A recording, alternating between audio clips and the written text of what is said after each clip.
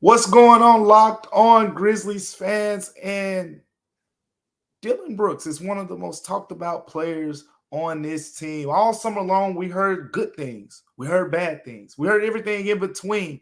But guess what? At the end of the day, this guy's going to have a big role on this team. And one of his biggest keys is being more efficient. Dillon Brooks, efficiency. You probably haven't heard those two things mingling together well in the past, but we're going to tell you why he is emphasizing that coming up on Locked On Grizzlies. What's going on, everyone? Welcome back to Locked On Grizzlies. I am one of your two co-hosts, Damichael, beat writer for the Commercial Appeal here in Memphis, Tennessee, joined by my co-partner in crime, Joe Mullinax. How you doing today, Joe? I'm doing all right, Damichael. How are you? You're the one that's busy. You're the one who's going to practices and mixing and mingling and, dropping piece after piece over the Commercial Appeal. You're the one who's the rock star, sir. I just bow in your presence and cower in your shadow. Don't sell yourself short, Joe. Joe, I appreciate all the work you've been doing here since you've joined Locked On Grizzlies, and we're making a good team. We're making a real good team over here. I'm enjoying it. I hope you're enjoying it as well. But yeah, training camp, preseason camp, whatever you want to call it. The Grizzlies hit the ball running. They've been practicing every single day. I've now attended the first couple of practices and observed some things from there as well. But even before we got to the practices, there was a lot more going on. And we spoke to Dillon Brooks at Media Day. And before I get to what Dillon Brooks said, I want to make sure you're Locked On Grizzlies viewers. Make sure that you are subscribing everywhere you can subscribe to Locked On Grizzlies. That's YouTube. And make sure you are listening everywhere you find podcasts, because we are there. Apple Podcasts, Google Podcasts, Spotify, Stitcher, wherever you listen or watch your podcast. Locked On Grizzlies is there. And more than anything, keep leaving comments, keep leaving reviews. We look at them, we review them as well, and it plays a role in how we configure our content going forward. So, Joe, this guy Dillon Brooks, right? I'm going to go back to Game 6 of the playoffs, Western Conference semifinals. You remember the game, Joe. Dillon Brooks shot 11. Sadly, yes. He shot 11 of 28 from the field. Not great. And all I remember more than anything is the roller coaster that was Twitter.com on that day. When I tell you people were, oh, terrible shot. Oh, why is he shooting? Oh, wait. Good shot, Dillon. Good shot, Dillon. Bad shot, Dillon. He shot the Grizzlies into that game. He shot the Grizzlies out of that game. It was a true roller coaster, but he had 2 games last season where he shot 11 of 28 from the field when I went back and reviewed his numbers, Joe. The other game was that Phoenix Suns win in the regular season. Remember all the guys set out? No Ja Morant, no Desmond Bane. Funny how that works. No Jaren Jackson. He gets you 11 of 28 shooting, but Dillon Brooks, as we've known to see him, is not one that's shy about pulling the trigger when it comes to shooting a basketball. And here's the thing with that. You take the good, you love it, but the bad is very bad. At Media Days, Joe, he talked with us, and I just made note of it. He said the word efficiency. He said the word efficiency multiple times without being provoked. That was a good takeaway for me. But, Joe, what does a more efficient Dillon Brooks look like to you? A ghost, some sort of mythical creature, the Loch Ness Monster, Bigfoot. I think that we're reaching the point, Damichael, with Dillon Brooks that he kind of is what he is. You know what I'm saying? I don't necessarily say that as a bad thing. I think Dillon Brooks, as he currently is probably a 3 or 4 year, $50 to $70 million player in the National Basketball Association. I think that he has a very strong role with the Memphis Grizzlies. He's very much a part of the culture that has been built here. It's very easy to write that off because Ja Morant is such a remarkable figure. He is so mystifying in his own way, and he has a lot of gravity, not the kind that I hate talking about in terms of shooting gravity, but in terms of being a star. Like, he's a legitimate star that pulls a lot of attention his way. Dillon Brooks has a lot to do with this current iteration of the Grizzlies and the way that they operate. And that holds value to Zach Kleiman. That holds value to this roster. He's been extended before, and as you and I have discussed, Damichael, I think he'll be extended again. However, you're not extending Dillon Brooks to be something that he's not. And while I do see room in his game for growth, like I talked about on the last episode with Ja and Desmond, one of the exciting things is those two guys can really get better. I don't think that ceiling is as high with Dillon. I see Dillon as a player that has a finite role in terms of what he is capable of. He has infinite confidence in himself, which is extremely valuable because, as you know, Damichael, professional athletes, they are under the microscope more than most folks in this society when it comes to being watched while they're at work. So to have that level of self-belief, to know that even if everybody else is saying, no, you're going to take that shot, and then to have the faith that it's going to go in and all of us go, yeah, you know what I'm saying? Like he is that quintessential guy, and he has the capacity to be more efficient, but I don't know how much his own psyche that has gotten him to this point will allow him to do that. His role may be changing in terms of where he starts, but beyond that, I think he kind of is what he is. And I don't mean that as a negative thing. I appreciate Dillon Brooks for what he is instead of longing for what he could be. Maybe that's the disconnect. Yeah, I mean, and I get it, because at the end of the day, we're talking about a guy who's put his time into the NBA. We're talking about a guy who's played 6 seasons in the league, coming into year 7. So at that point in your career, there's only so many improvements, from a game perspective that you can make. But when we talked to Dillon Brooks, and I talked to him after the first practice as well, when he talked about those efficiency things, he actually took it a step further and said, it's not just with shooting, it's with playmaking, which we've never seen Dillon Brooks. I think last season he averaged 2.8 assists in those 31, 32 games that he played, and that was a career high. But before that, we never seen him average more than 2 assists per game. So he talked about being more efficient as a playmaker, making better passes, limiting his turnovers.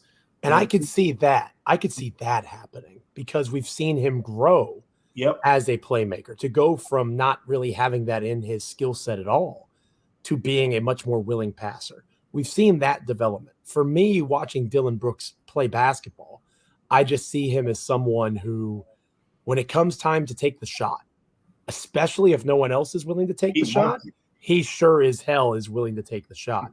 And I see players like Desmond and Ja and Jaren who don't necessarily concede to that, but they're willing to let Dillon be Dillon more so than maybe fans want them to be willing to do. Yeah, that's a great point, because I'll never forget this. It was actually one of my more ratio tweets of my time here, when I forgot which player. I think it was Kyle Anderson. I asked Kyle Anderson after one of those crazy Dillon Brooks performances, and I said, what do you tell him after a game where he shot whatever he shot in one of those games against Golden State? But it was one of the nights where he was off, and Kyle Anderson said, we tell him to keep shooting.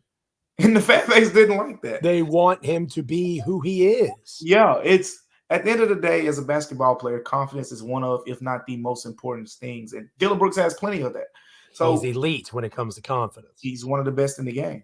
And point blank, period. So when you factor all of that in, offensively is what people want to know. How does it look like with him being a more efficient player?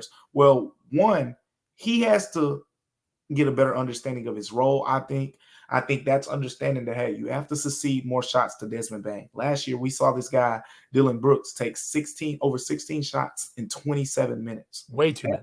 That can't happen. In 27 minutes, 16 shots, that's a lot, especially in an offense like the Grizzlies, where you have on the court at least 4 guys who, Ja, Des, Jaren, and, Dillon Brooks himself, 4 guys who are very capable of averaging over 16, 17 points per game. So with that being said, I think he's talked about, limiting some of his contested mid-range shots. We saw him take a lot of those, the turnarounds, the fadeaways, all those type of shots. He said there is going to be a focus there for him to take shots, open. He's still going to take the open ones. Don't get it twisted. He's not going to be passing up stop shots. taking that shot. Never. He said that he will, be more conscious of those opportunities. So what I think we'll see, Joe, at the end of the day is we're going to still see Dillon Brooks that people have come known to remember. We're going to see the guy who's going to get his shots up, but we're also, some games we're going to see a more reserved role. I think over the course of the season in particular, because it may not happen at first, but over the course of the season, you're going to see Desmond Bane start to average more shot attempts, more shots than him, and things like that. But I don't think it's just an overnight process. I think this is something that'll have to grow on Dillon Brooks. It'll have to grow on the Grizzlies, and it'll have to grow as part of this offense, especially while Jaren Jackson is out. Because while Jaren Jackson Jr. is out, you can make an argument that you need Dillon Brooks to be that same aggressive player overall, Joe. You definitely need some depth, and you definitely need the ability to keep that confidence, even in those dark times, which Dillon is extremely good at. Darkness can hit anybody in terms of a professional athlete, in terms of a lowly podcaster, or even somebody like Damichael covering the Grizzlies on the beat. We all can hit those dark times, but we also can hit lucky streaks. And if you want to test your luck, a great place to do that is betonline.net. It is your number one source for not just basketball betting info, but football betting info this season. Find all of the latest player developments, team matchups, news, podcasts, and in-depth analysis on every game you can possibly find. And you have to remember that, as always, betonline.net is going to be a great resource for you for all sports wagering information, live betting, up-to-the-minute scores for every sport that's out there. It's the fastest and easiest way to check on all your games and events, including Major League Baseball, MMA, boxing, golf, the NFL, college football, and, of course, the National Basketball Association. Head to betonline.net, or use your mobile device to learn more. Bet online, where the game starts. On the last episode, Damichael, of Locked On Grizzlies, I talked a lot about Ja Morant, Desmond Bane, ways they can improve. Obviously, in the previous segment, we mentioned ideas for how Dillon can show more efficiency. I'm curious as to your take on his potential role in the starting lineup as a means to an end in terms of getting him to be more efficient, because there's really a domino effect when you think about it, when it comes to how Taylor Jenkins, the head coach of the Memphis Grizzlies, decides to use Dillon Brooks. If Dillon Brooks is traditional in terms of how he's being portrayed and displayed in this rotation, and he starts at the 3 on the perimeter next to Desmond Bane, then you're looking at Jake LaRavia, David Roddy, Santi Aldama, all names that you and I and lots of other folks have discussed. However, there's a growing contingent. I know Anthony Sane has written about this over at my old blog, Grizzly Bear Blues. I know you've talked about this, others, that maybe Dillon Brooks, especially depending on matchups, could be the 4, the small ball 4 next to Steven Adams.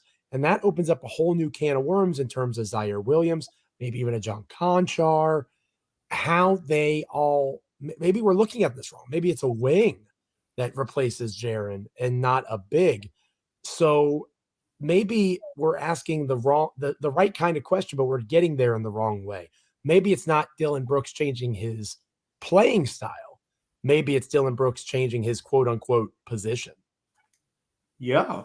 I think that was one of my favorite things, just taken away from media in just the past couple days, talking with Taylor Jenkins and some of the players, is the fact that don't forget the small ball part of this entire equation. People say, oh, Brandon Clark, Santi Aldama, Xavier Tillman, and, David Roddy, Jake LaRavia.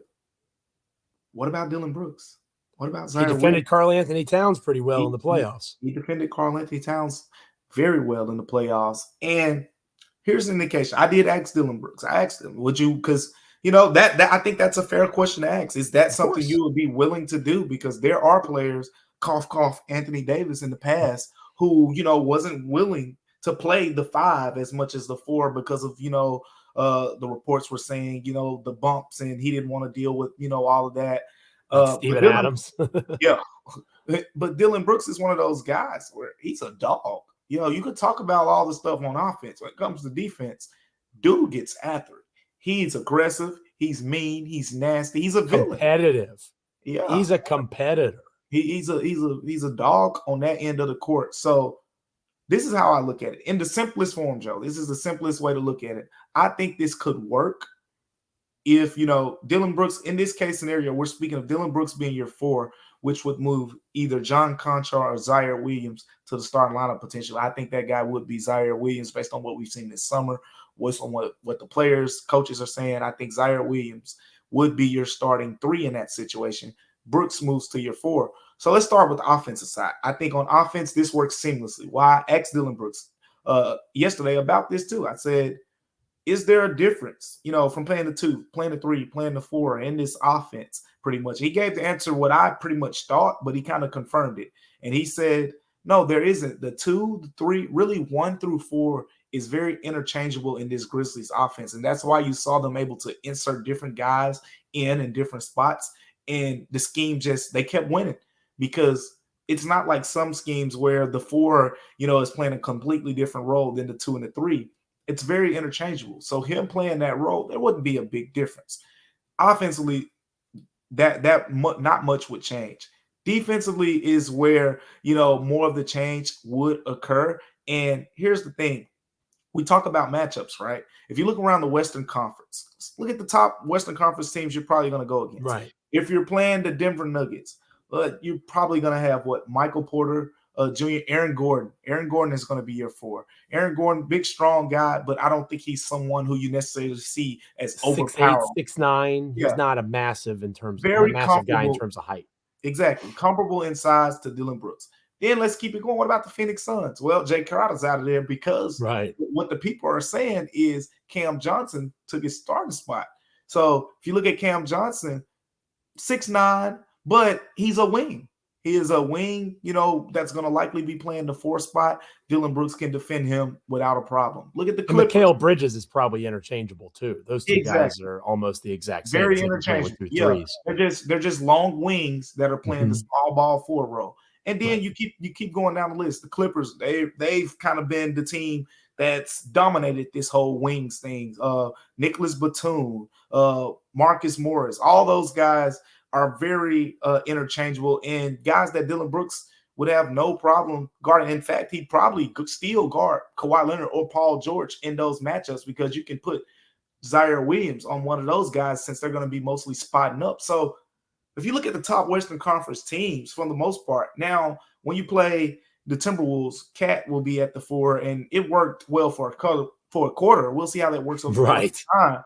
But I think there are a couple teams, the Lakers possibly with Anthony Davis at the 4. That's a potential mismatch. But outside of those 2, no other team, in the Western Conference at least stands out as like a particular, that's a mismatch with Dillon Brooks being at the 4. So I think it's something that could work until Jaren Jackson gets back because we're talking about him missing, 20 games. So it may not even matter, for the majority of the early part of the season.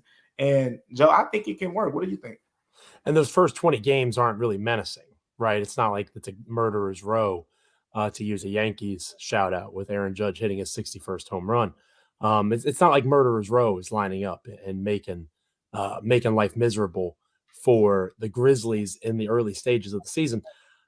I think that the interesting thing with Dillon Brooks, and I agree with you that Zaire Williams is probably the starter if that's the case with Dillon at the 4. But the rebounding. Right. And I do think that, and this is coming from someone who has been Jackson Jr. now. Right. But Jaren has grown in that area. He is not the complete and total liability he used to be. I am someone who subscribes to the idea of team rebounding mattering more than any individual. If everybody attacks the glass as a unit, then having a few guys that maybe aren't strong individually, it doesn't matter as much. Right. As funny as this is going to sound, and I have been someone that has criticized this person. I know where you're going with this. Maybe not necessarily criticized him, but the Grizzlies for believing in him the way that they have.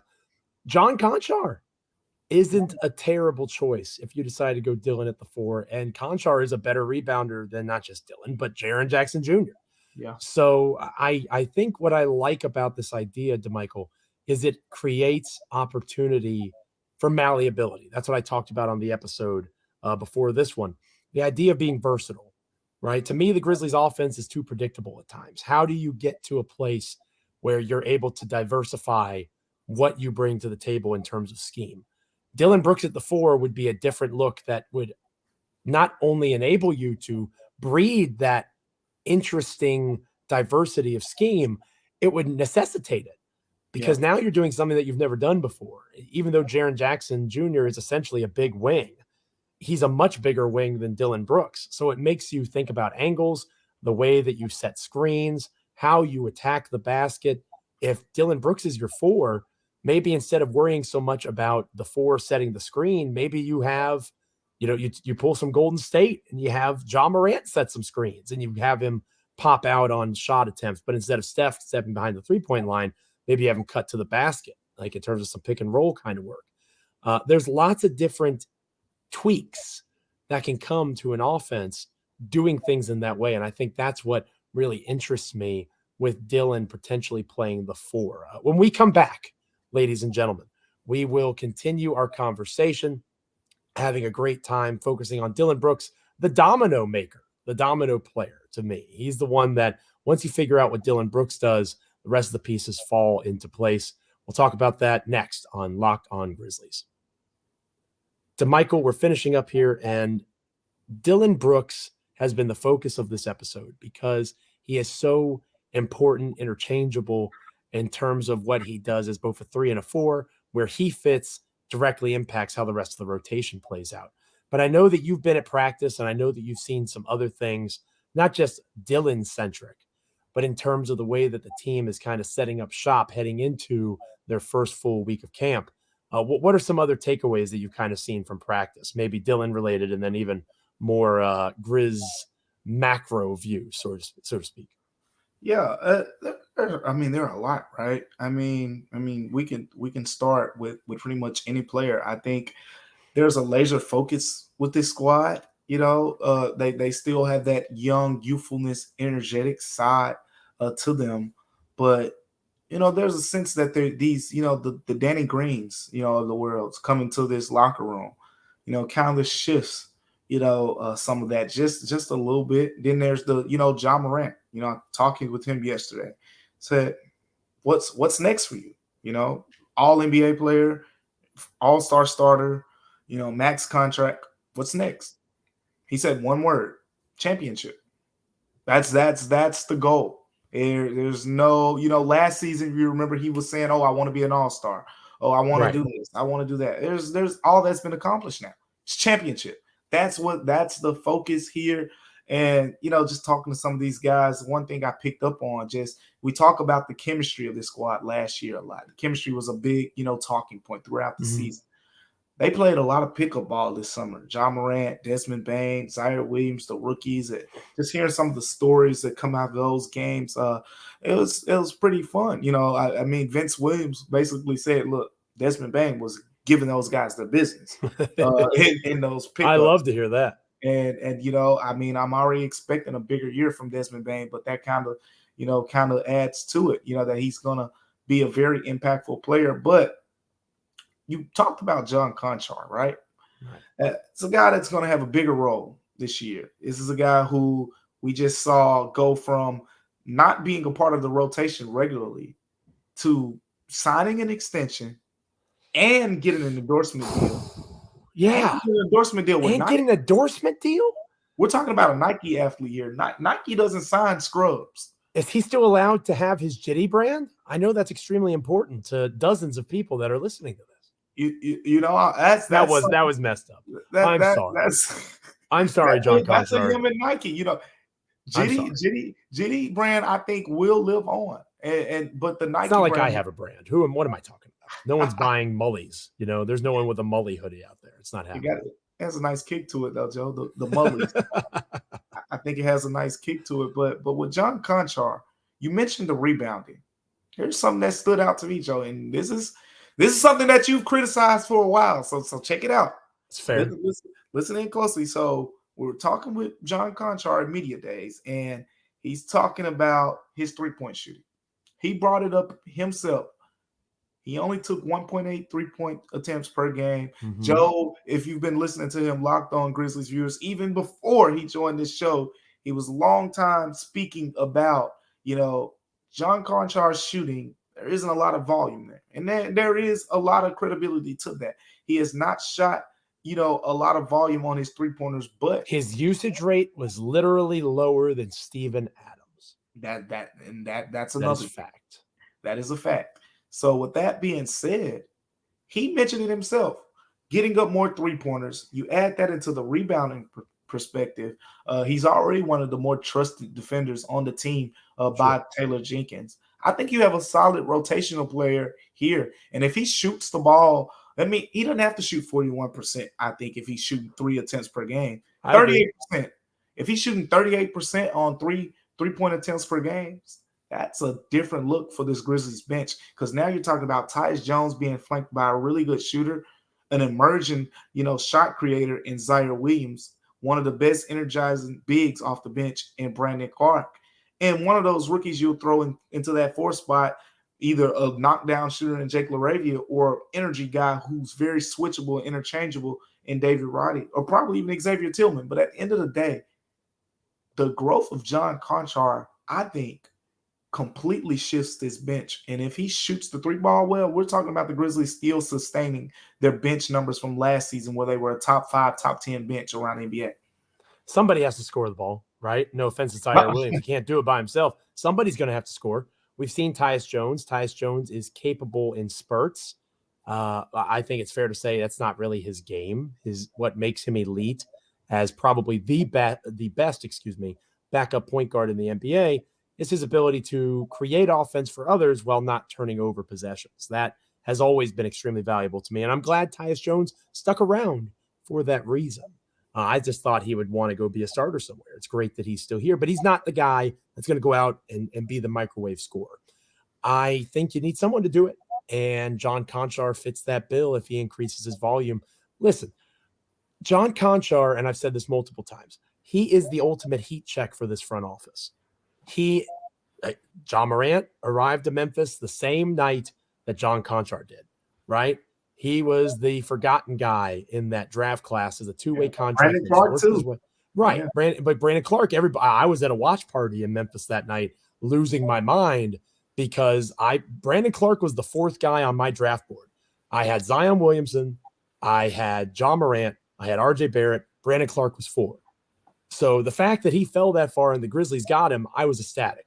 I was hanging out afterwards and we signed John Conchar. It's like, who the hell is John Conchar? But to the credit of the Grizzlies front office, the Grizzlies coaching staff, and most importantly, to the credit of John Conchar, he is a legitimate NBA rotation player out of nowhere. Now you want to see how far you can push that.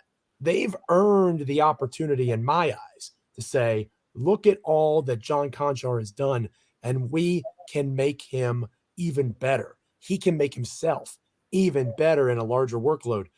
They've earned the chance to prove that.